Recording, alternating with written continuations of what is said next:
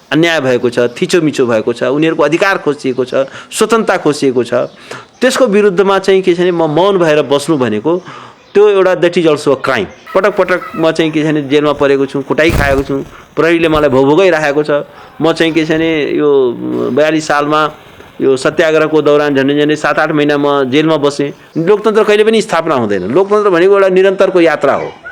यो निरन्तरलाई यसलाई परिष्कार गर्नुपर्ने हुन्छ, निरन्तर यसलाई विकसित गर्नुपर्ने हुन्छ। एउटालाई बहुमत दिएर के भनेको हुन्छ नि तिमी सरकार चलाऊ, अर्कोलाई जनताले किन भोट हालेको हुन्छ भने तिमी चाहिँ सरकारले खबरदारी गर।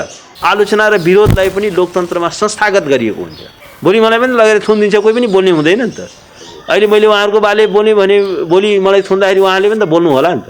दफा 46 ले त अब जहाँबाट अपहरित भयो त्यहाँ मुद्दा पनि चल्छ, जहाँ अपहरण गरेर लग्यो त्यहाँ पनि मुद्दा चल्छ। तर एक थरीले के भ्रम फैलिरहेको छ कि होइन उहाँले कहिले के कुरा गर्नुहुन्छ र कहिले के कुरा। मैले त अर्को कुरा त मैले उहाँको सुनेको छैन। मैले चाहिँ दुनियाँको कुनै पनि कुनामा चाहिँ उसलाई चाहिँ ढोकाबाट फर्काइँदैन कि चाहिँ हामी तिम्रो चाहिँ कुरै सुन्दैनौँ, तिम्रो हामी उजुरी नै लिँदैनौँ, तिम्रो चाहिँ छानबिनै हुँदैन।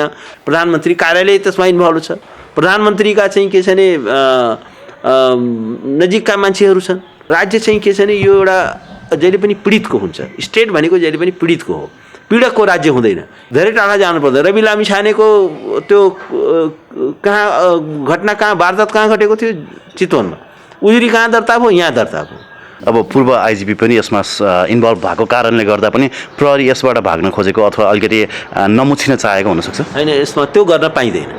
एउटा के हो भने तपाईँ पूर्व त छोडिदिनुहोस्, बहालवाला ले गर्दछ भने पनि त्यो पनि के हो भने कानुनको छानबिनको दायरामा आउँछ। प्रत्यक्ष ट्याक्सको नेटमा थोरै मान्छे होलान्, तर अप्रत्यक्ष इनडिरेक्ट ट्याक्स त एउटा तपाईँले 1 पाउ नुन किन्नुभयो भने पनि सरकारले अप्रत्यक्ष कर हाम्रो गइरहेको हुन्छ। एउटा सांसद जस्तो व्यक्ति रुँदै इन्टरभ्यू दिनुपर्ने अवस्था आएको छ। उहाँले चाहिँ टेलिभिजन रुँदै इन्टरभ्यू दिनुभएको छ। अब अपराधीको हो राजनीतिज्ञको हो छुट्याउनै गाह्रो भइसक्यो। सबै डनहरू आज आफै नेता भएर हिँडिसके। जोसुकै पनि दोषी देखिन्छ, प्रमाणले यदि समाउँछ भने त्यसलाई चाहिँ उन्मुक्ति चाहिँ प्रदान गर्न मिल्दैन। प्रधानमन्त्रीको नाम मुछ्यो, प्रधानमन्त्री सांसदको नाम मुछ्यो, पूर्व आइजिपीको नाम यसमा आयो भन्दैमा चाहिँ अनुसन्धानबाट भाग्न मिल्छ? जस्तो ज्ञानेन्द्र शाहीकै उसमा गृह मन्त्रालयको चाहिँ के छ भने उसका कारणले थुनिएको छ। जसो भीम उपाध्यायको गृह मन्त्रालयले चाहिँ के छ भने थुन भनेर चाहिँ गृह मन्त्रालयले आदेश जारी गरेको छ। अनि एउटा पीडितले म माथि यसरी पीडा भयो मेरो उजुरी दर्ता गर भन्ने विषय चाहिँ साइबर क्राइमको विषय हुन्छ त? कारवाहीको माग गर्नु, भ्रष्टाचारको विरोध गर्नु र पावरको यसरी मिसयुज भएको छ भन्ने कुरा चाहिँ कसैले देखाउँछ भने त्यो चाहिँ साइबर क्राइमको विषय हुँदैन, हुनु हुँदैन।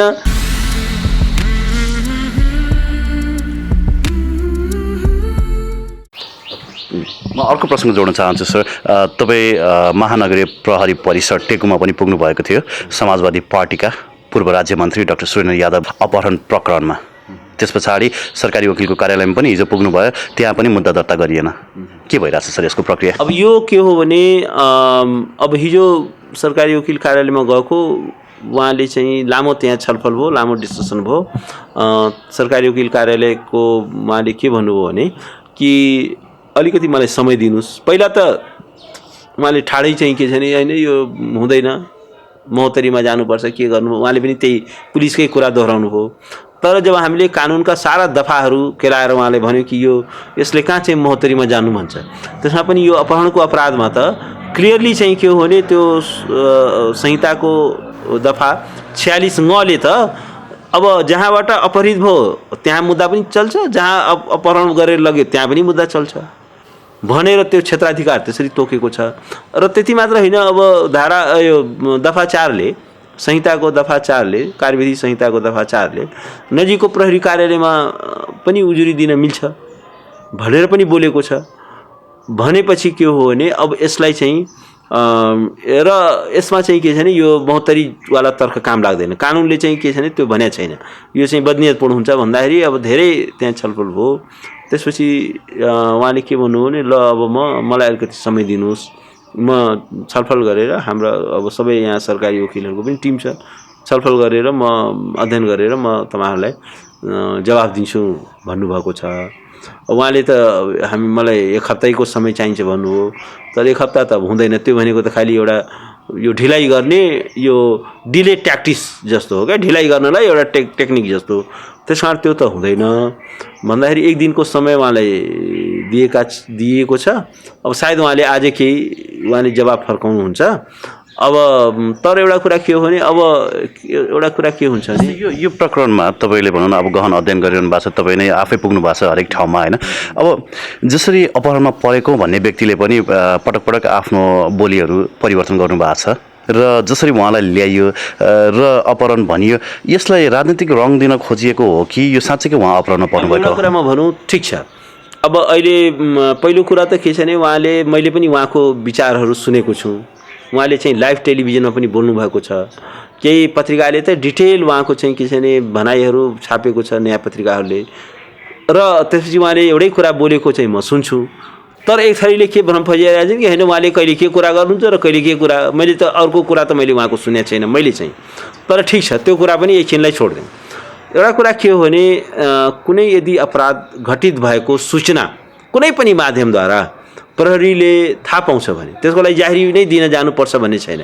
कुनै पनि माध्यमद्वारा यदि थाहा पाउँछ भने र त्यसमा पनि जाहेरी नै दिन आउँछ भने, उजुरी नै दिन आउँछ भने त्यसलाई ग्रहण गर्नु र ग्रहण गरेर त्यसको चाहिँ छानबिन गर्नु। तपाईँको के छ भने जाहेरी पर्दैमा यो व्यक्तिलाई चाहिँ के छ भने जेल त भइहाल्ने होइन। त्यो त के हो भने त्यो त जाहेरी दरखास्त भनेको के हो भने त्यो एउटा अनुसन्धानको लागि एउटा चाहिँ के छ भने त्यो एउटा दस्तावेज मात्रै हो। त्यसलाई चाहिँ के छ भने त्यसलाई टेकेर अब अनुसन्धानको प्रक्रिया अगाडि बढ्न सक्छ र प्रहरीलाई लाग्न सक्छ यसमा त केही पनि प्रमाण छैन भनेर चाहिँ त्यसलाई अनुसन्धान मुद्दा नचलाउने पनि निर्णय गर्न सक्छ। सरकारी अनुसन्धान गरेर सरकारी वकिलको राय लिँदाखेरि होइन मुद्दा चलाउने जतिको पर्याप्त प्रमाण यसमा छैन भनेर पनि त्यो हुनसक्छ। अदालतमा पुगेर पनि सबै चलेका जति जम्मै मुद्दामा चाहिँ प्रमाण पुगेर सबै सजाय हुन्छ भन्ने पनि छैन। तर एउटा कुरा के हो भने यसमा एउटा सैद्धान्तिक कुरा के हो भने हामीले भन्नुपर्ने कुरा के हो भने कि यो मुलुकमा नेपालमा मात्रै हो, संसारमा कहीँ पनि यस्तो हुँदैन। संसारमा के छ भने कुनै पनि एउटा नागरिक ममाथि यस्तो भयो भनेर कम्प्लेन लिएर जान्छ भने दुनियाँको कुनै पनि कुनामा चाहिँ उसलाई चाहिँ ढोकाबाट फर्काइँदैन कि चाहिँ हामी तिम्रो चाहिँ कुरै सुन्दैनौँ, तिम्रो हामी उजुरी नै लिँदैनौँ, तिम्रो चाहिँ छानबिनै हुँदैन भनेर संसारको कहीँ कुनै कुनामा त्यो भनिँदैन। र एउटा चाहिँ अधिनायकवादी समाजमा जहाँ लोकतन्त्र छैन, विधिको शासन छैन, त्यहाँ मात्रै हो। त्यसमा के हेरी छ भने अब यदि कुनै सत्ता ग्यालेरीसँग कनेक्टेड मान्छे छ भने त्यहाँ चाहिँ त्यस्तो हुनसक्छ। तर कुनै पनि एउटा डेमोक्रेटिक सोसाइटीमा उहाँ एउटा सांसद जस्तो व्यक्ति उहाँ चाहिँ आफै चाहिँ उजुरी लिएर प्रहरी कार्यालयमा पुग्नुहुन्छ। एक त प्रहरी कार्यालय उहाँ नगए पनि यत्रो मिडियामा आइसकेपछि प्रहरीले के हो त सो मोतो प्रोएक्टिभली पनि के छ भने यत्रो घटना हो के हो यसको पछाडिको वास्तविकता के हो भनेर छानबिन गर्नु पर्थ्यो। दुध पानीका त्यसले के गर्छ भने एउटा प्रहरी भन्ने इन्स्टिट्युसनको एउटा विश्वसनीयता बढ्छ। अब यहाँ चाहिँ के छ भने यो घटनामा संलग्न भएका व्यक्ति कस्ता छन् भन्दाखेरि प्रधानमन्त्री कार्यालय त्यसमा इन्भल्भ छ। प्रधानमन्त्रीका चाहिँ के छ भने नजिकका मान्छेहरू छन् जसलाई आखिर तपाईँ एउटा लकडाउन तोडेर ती पात्रहरू त महोत्तरी पुगेकै हो नि, महोत्तरीबाट उनलाई ल्याएकै हो नि। र उनले चाहिँ के हो भने अब निरन्तर मिडिया भनेपछि एउटा कुरा के हो भने त्यो कुरा पीडित आफैले यदि उजुरी लिएर जान्छ भने त्यो उजुरी चाहिँ के छ भने म दर्तै गर्दिनँ भन्ने अधिकार चाहिँ प्रहरीलाई पनि छैन, कसैलाई पनि छैन।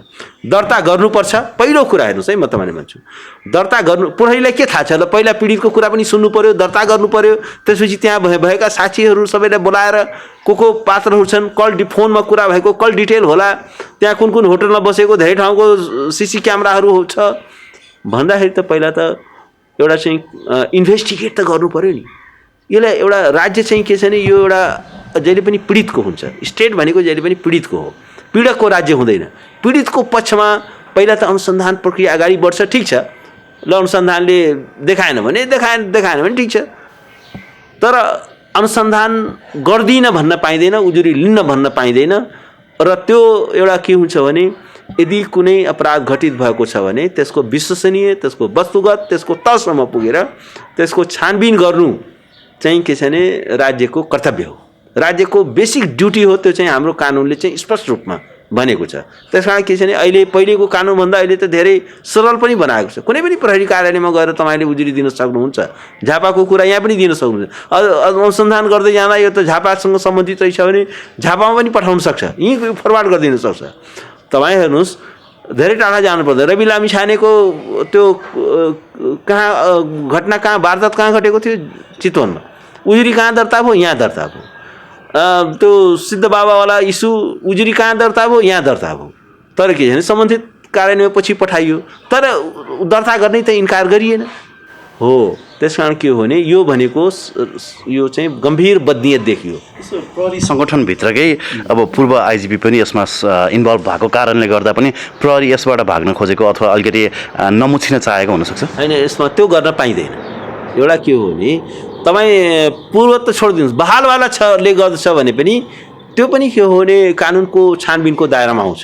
कानुनभन्दा माथि कोही पनि छैन। You ever so high but ल इज अलवेज एभव यु। कानुन सधैँ तपाईँभन्दा माथि छ।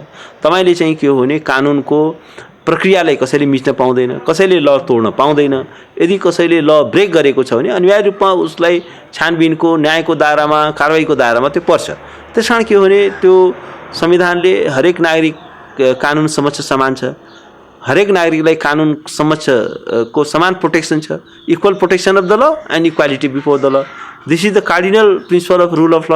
It is a cardinal principle of our constitution. यो हाम्रो संविधानको मूल दर्शन हो। त्यस कारण के हो भने राइट टु जस्टिस हरेक नागरिकलाई हेर्नुहोस्, कुनै पनि पीडितलाई, कुनै पनि अपराध पीडितलाई त्यो इन्टरनेसनल लले पनि भन्छ, कुनै पनि भिक्टिम अफ क्राइमलाई राइट टु रेमेडी हुन्छ, राइट टु जस्टिस हुन्छ, राइट टु कम्पन्सेसन हुन्छ। र यो जुन स्टेटको basic and first and foremost duty हो, बेसिक ड्युटी हो, त्यो नै गर्दैन भने राज्यले, त्यो त राज्य किन चाहियो त हामीलाई? किन हामीले ट्याक्स तिर्ने? यदि राज्यले हाम्रो सुरक्षा गर्न सक्दैन, हामीले न्याय सुनिश्चित गर्न सक्दैन, हाम्रो एउटा उजुरी पनि ग्रहण गर्दैन, राज्य भनेको चाहिँ के छ भने केही खास व्यक्तिहरूले यसलाई कब्जा जमाएर बस्छन् र तिनीहरूले नागरिकमाथि थिचोमिचो गर्छन् र त्यो अन्यायको कहीँ सुनवाई हुँदैन भने यो यस्तो राज्यको के अर्थ छ? हामीले त चाहेको लोकतान्त्रिक राज्य हो नि। किन हामी ट्याक्स तिर्ने? किन चाहिँ के छ भने यो अन्यायीहरूलाई चाहिँ के छ भने हामीले उनीहरूलाई तलब भत्ता खुवाएर राख्नुपर्ने? आज पुलिसको बजेट कति छ? त्यो कसको जेबबाट जान्छ? एउटा ओलाङचुक गोलामा बस्ने मान्छेले तिरेको ट्याक्सबाट चलेको छ। र प्रत्यक्ष ट्याक्सको नेटमा थोरै मान्छे होलान्, तर अप्रत्यक्ष इन्डिरेक्ट ट्याक्स त एउटा तपाईँले 1 पाउ नुन किन्नुभयो भने पनि सरकारले अप्रत्यक्ष कर हाम्रो गइरहेको हुन्छ। अनि एउटा चाहिँ के छ भने त्यत्रो एउटा हुम्ला जुम्लाको एकदमै दुर्गम ठाउँमा बस्ने एकदमै निर्धन मान्छेले पनि के छ भने स्टेटले उसले त कर तिरिरहेको छ र तपाईँले त्यसले के पनि प्रोटेक्सन गर्दैन, तपाईँले कुनै सुरक्षा प्रदान गर्दैन। अनि फर वाट? उनीहरूलाई गाडीमा चढाउनको लागि, उनीहरूलाई चाहिँ के छ भने अपराध गर्नको लागि त्यो लाइसेन्स दिएको हो? तपाईँ गृह मन्त्रालय के काम छ? यदि जस्टिस इन्स्योर गर्न सक्दैन, एउटा सामान्य अपराधको तपाईँ छानबिन पनि गराउनुहुन्न, अनि यत्रो बजेट, यत्रो रिसोर्स, यत्रो चाहिँ के छ भने लाखौँको सङ्ख्यामा, फर वाट? त्यस कारण के हो भने ठिक छ, अहिले नै हामी को दोषी को निर्दोषी नभनौँ, छोडिदिउँ। अहिले अब प्रक्रिया के हुन्छ भनौँ न? हामी के भनौँ भने एउटा कुरा के छ भने एउटा प्रश्न उठिसकेपछि त्यो प्रश्नको चाहिँ के छ भने एउटा तर्कसङ्गत ढङ्गले कानुन बमोजिम त्यसको सम्बोधन हुनैपर्छ। राज्यले यसलाई चाहिँ के छ भने म सम्बोधन गर्दिनँ भनेर चाहिँ के छ भने ढोकैबाट फर्काउन मिल्दैन। कुरा सुन्नु पर्यो, छानबिन गर्नु पर्यो। एउटा सांसद जस्तो व्यक्ति रुँदै इन्टरभ्यू दिनुपर्ने अवस्था आएको छ। उहाँले चाहिँ टेलिभिजन रुँदै इन्टरभ्यू दिनुभएको छ। मैले उहाँको कुरा सुने, 2-3 घन्टासम्म मैले उहाँको कुरा सुने। त्यसपछि बल्ल मैले उहाँको, म कानुन व्यवसायी हुँ, म उहाँको पार्टीको मान्छे होइन, म चाहिँ के छ भने एउटा एज ए लयर मात्रै चाहिँ के छ भने म यो केसमा इन्भल्भ भएको हुँ, पार्टीको म होइन। र उहाँसँग चाहिँ के छ भने मैले कन्सल्टेसन गर्दाखेरि कमसेकम 3-4 घन्टा मैले उहाँको सबै डिटेल्सहरू उहाँको मैले सुनेर, र उहाँले जसरी वर्णन गर्नुभएको छ मलाई लाग्दैन कि त्यो कृत्रिम कुरा हो। र उहाँ चाहिँ यसो कुरा गर्दाखेरि उहाँ चाहिँ यो धेरै राजनीतिको छक्का पन्जा धेरै बुझेको मान्छे जस्तो पनि लाग्दैन। उहाँको कुरा सुन्दा एउटा टेक्निकल मान्छे, डक्टर मान्छे, उहाँ चाहिँ के छ भने त्यति यो राजनीतिको सबै दाउपेच बुझेको जस्तो लाग्दैन। र हर्ट टु हर्ट उहाँले सारा वर्णन गर्नुभएको छ। एउटा चाहिँ के छ भने उहाँको त्यो सिन्सियरिटी देखिन्छ उहाँले वर्णन गर्दाखेरि। त्यस कारण ठिक छ, त्यो अहिले नै हामी यो फलाना दोषी फलाना निर्दोषी नभनौँ। अहिले जस्तो भन्नुहोस् न, प्रधानमन्त्री ओलीजी के गर्नुहुन्छ? अब गोकुल बास्कोटाको चाहिँ के छ भने उहाँ छानबिनको लागि उहाँ उजुरी परेको छ। अब स्वास्थ्य सामग्रीमा भ्रष्टाचार भयो भनेर अख्तियारमा उजुरी परेको छ। उहाँ पहिले के भनिदिनु, पहिले नै उहाँ चाहिँ के छ भने टेलिभिजनमा के बोल्नुहुन्छ नि, होइन यी त सबै निर्दोष हुन्, यी त सबैभन्दा सर्वश्रेष्ठ पुरुष यिनीहरू नै हुन्, गोकुल बास्कोटा जस्तो सर्वश्रेष्ठ पुरुष यो धरतीमा जन्मिएकै छैन भनेर उहाँले चाहिँ के छ भने पहिले नै उहाँ चाहिँ क्लिन चिट दिनुहुन्छ। त्यो गर्न मिल्छ? छानबिन प्रक्रियामा चाहिँ तपाईँको चाहिँ के छ भने हस्तक्षेप गर्न मिल्छ? त्यो के भनेको? अख्तियारले यसमा छानबिन नगर प्रधानमन्त्रीले क्लिन चिट दिएपछि प्रधानमन्त्रीलाई क्लिन चिट दिने अधिकार छैन, कसैले पनि क्लिन चिट दिने अधिकार छैन। त्यसका जुन चाहिँ इन्भेस्टिगेटिङ अथोरिटिजहरू छन्, एजेन्सिजहरू छन्, पुलिसलाई चाहिँ के छ भने एउटा प्रोफेसनल ढङ्गले काम गर्न दिउँ।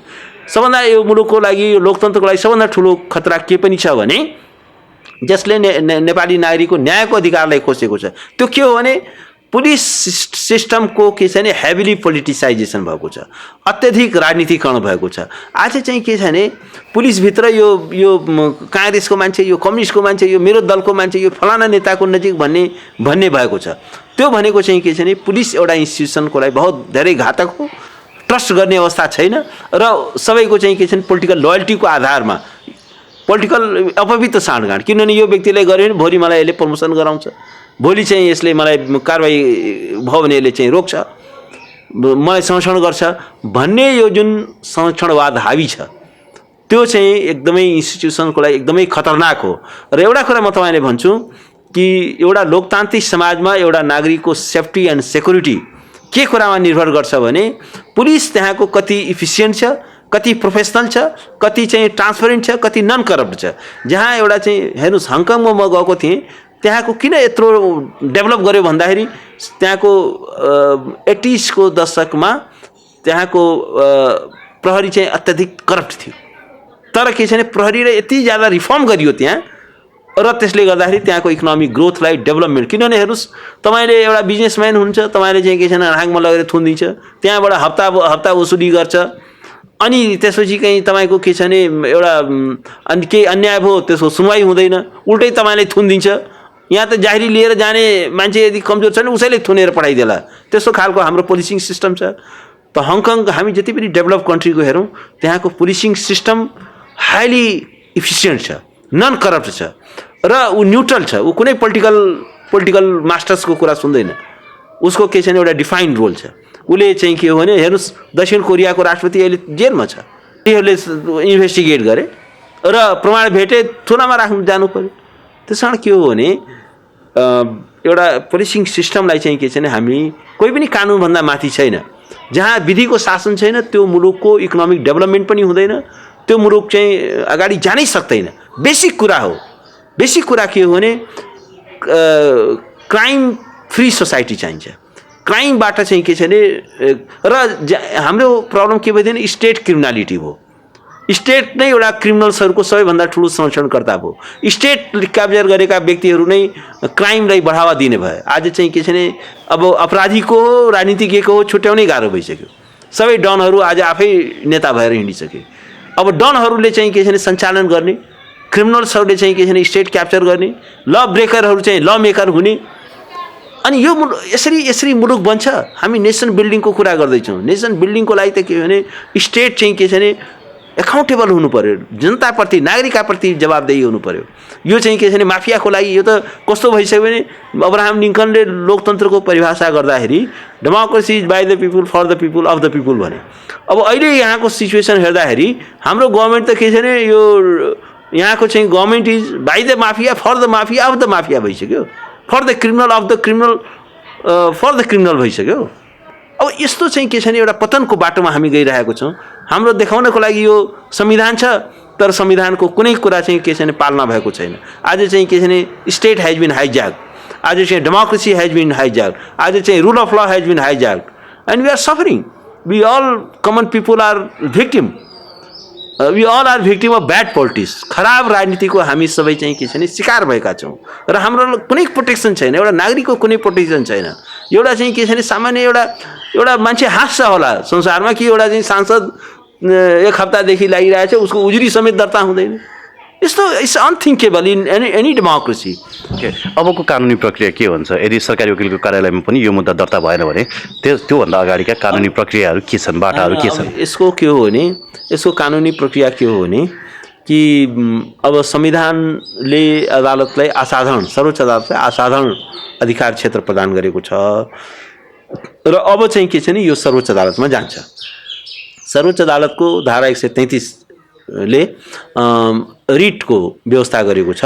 परमादेश त्यहाँ के छ नि, जस्तो राज्यको कुनै निकायले, पदाधिकारीले कानुनले तोकेको आफ्नो कर्तव्य पुरा गर्दैन भने त्यो आफ्नो कानुनले तोकेको काम गर भनेर सर्वोच्च अदालतले परमादेश जारी गर्न सक्छ। जस्तो यो केसमा प्रहरीको काम हो उजुरी लिनु, उजुरी जस्तो हो न, यो अग्नि सापकोटाको पनि यिनीहरूले उजुरी लिइरहेको थिएन। यहाँ त नेपालको प्रब्लम के छ, अलिकति पावरफुल मान्छे छ भने त्यसको उजुरी, त्यसको विरुद्ध उसले जति अपराध गरे उजुरी समेत दर्ता गर्दैन। त्यो त थ्याङ्क्स गड कि पूर्णिमा लामा उहाँ चाहिँ एउटा बहादुर महिला हुनुहुन्छ, उहाँ चाहिँ उहाँको उजुरी चाहिँ के छ भने दर्ता भयो।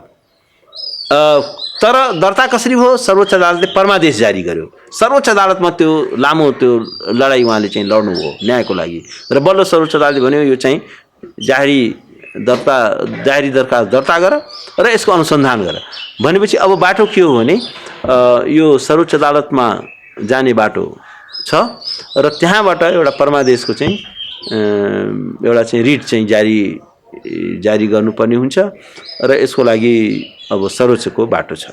जस्तो डाक्टर सुरेन्द्र यादवकै भनाइलाई यदि सत्य मान्ने हो भने उहाँले प्रधानमन्त्रीकै निर्देशनमा चाहिँ मलाई यहाँ ल्याइएको भन्नुभएको छ। अब यसमा प्रधानमन्त्रीलाई दोषी पाउने ठाउँहरू कति रहन्छन्? अब यस्तो छ, त्यो कुरा अब छानबिनले देखाउँछ होइन। अब त्यो कुराहरू तथ्य र प्रमाणले चाहिँ साबित गर्ने कुरा हो। तर एउटा कुरा के हो भने जोसुकै पनि दोषी देखिन्छ, प्रमाणले यदि समाउँछ भने त्यसलाई चाहिँ उन्मुक्ति चाहिँ प्रदान गर्न मिल्दैन। एउटा डेमोक्रेसीको एउटा सौन्दर्य के हो भने, ब्युटी के हो भने हरेक व्यक्ति कानुन समक्ष समान छ। यदि कानुन तोड्ने कुरामा प्रक्रियामा सहभागिता छ, जुन लेभलको सहभागिता छ त्यो लेभलको चाहिँ दोषी चाहिँ हुनुपर्छ। अब यो कुरा चाहिँ के छ भने प्रमाणले चाहिँ पुष्टि गर्ला। त्यसकारण त अनुसन्धान गर न, अनुसन्धान त गर्नै पर्यो नि। प्रधानमन्त्रीको नाम मुछ्यो, प्रधानमन्त्री सांसदको नाम मुछ्यो, पूर्व आइजिपीको नाम यसमा आयो भन्दैमा चाहिँ अनुसन्धानबाट भाग्न मिल्छ? अनुसन्धान त गर्नै पर्यो नि। के को लागि हो? हाम्रो क्रिमिनल जस्टिस सिस्टम भनेको के हो भने त्यहाँ कोही त्यसलाई चिन्दैन। क्रिमिनल जस्टिस सिस्टमले लले चाहिँ के छ भने को मन्त्री, को प्रधानमन्त्री भन्ने चिन्दैन, को आइजिपी, को सुब्बा, को खरदार भन्ने चिन्दैन। यसले कसलाई चिन्छ भने यसले चाहिँ कानुनलाई चिन्छ, यसले प्रमाणलाई चिन्छ। कानुन र प्रमाणले भेटेसम्म कसैले पनि उन्मुक्ति पाउनु हुँदैन र कानुन र प्रमाणले नभेटिकन कसैलाई पनि अनाहकमा ज्ञानेन्द्र शाही र भीम उपाध्यायलाई जस्तो गरेर अनाहकमा कसैलाई चाहिँ थुनामा पनि राख्नु हुँदैन। कसैलाई चाहिँ उनीहरूको बारेमा चाहिँ राज्यले चाहिँ गृह मन्त्रालयले आदेश जारी गर्ने यिनीहरूलाई थुन भन्ने, अनि यो यत्रो जाहेरीलाई चाहिँ नगर्ने। एउटा चाहिँ निर्दोष नागरिक जसले अलिकति सरकारको आलोचना गरेको छ त्यसलाई चाहिँ गृह मन्त्रालयले चाहिँ एक्टिभ भएर यसलाई चाहिँ यसलाई चाहिँ थुनामा राख। जस्तो ज्ञानेन्द्र शाहीकै उसमा गृह मन्त्रालयको चाहिँ के छ भने उसका कारणले थुनिएको छ।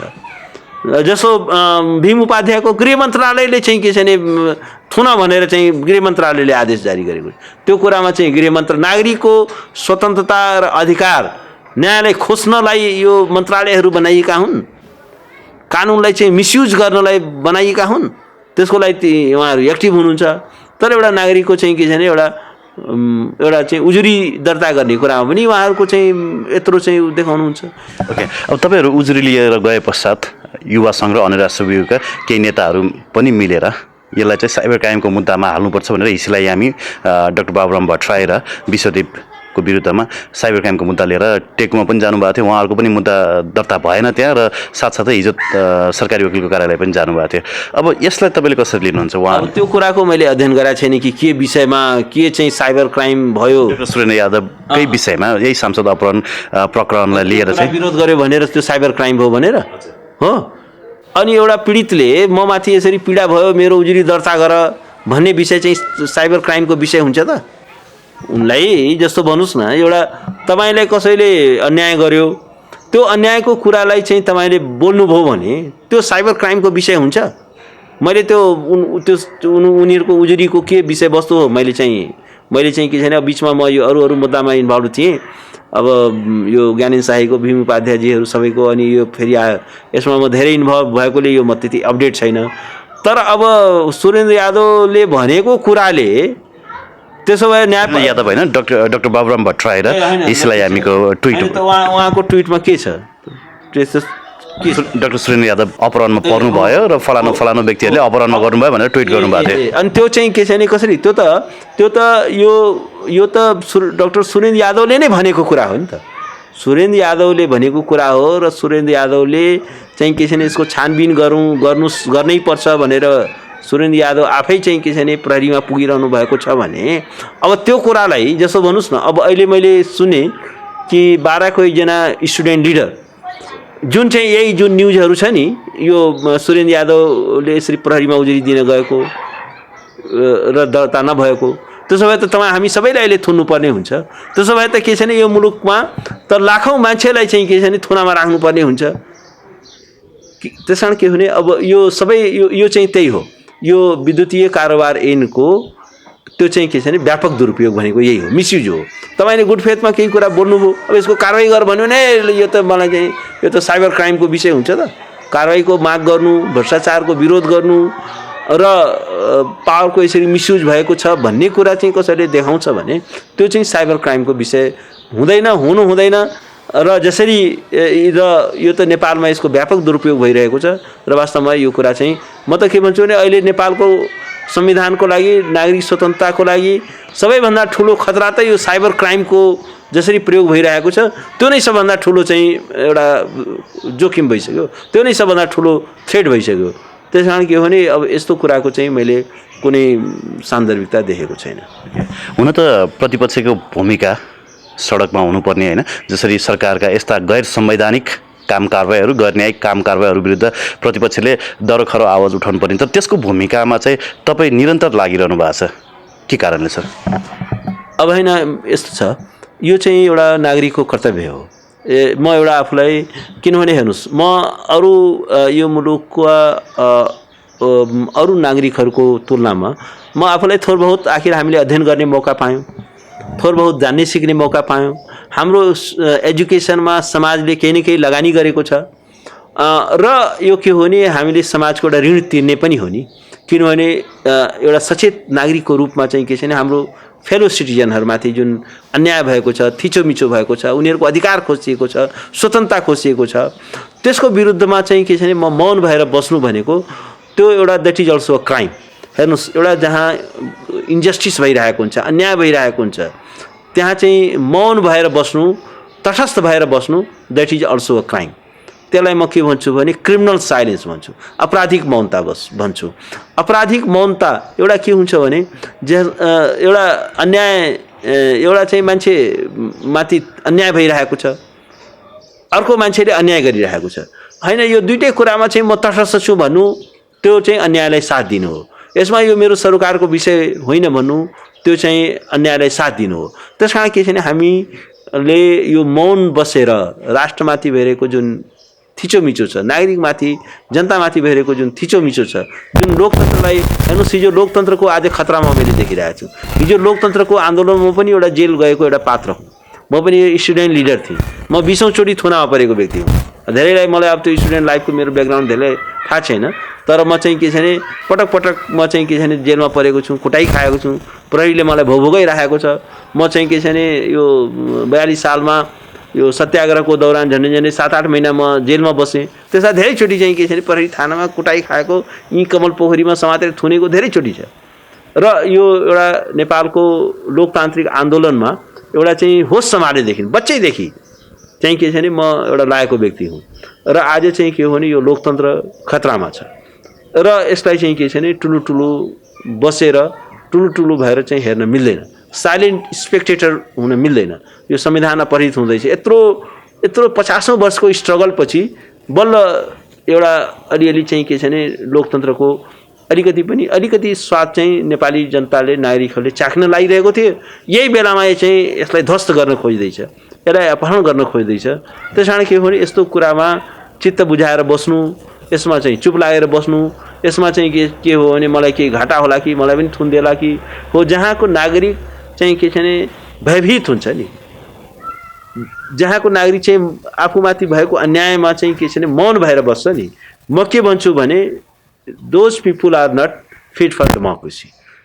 आफूमाथि भएको अन्यायलाई चाहिँ के छ भने स्पिक आउट, त्यसमा बोल, त्यसमा आवाज उठाऊ र अनि मात्रै यु डिजर्भ द डेमोक्रेसी।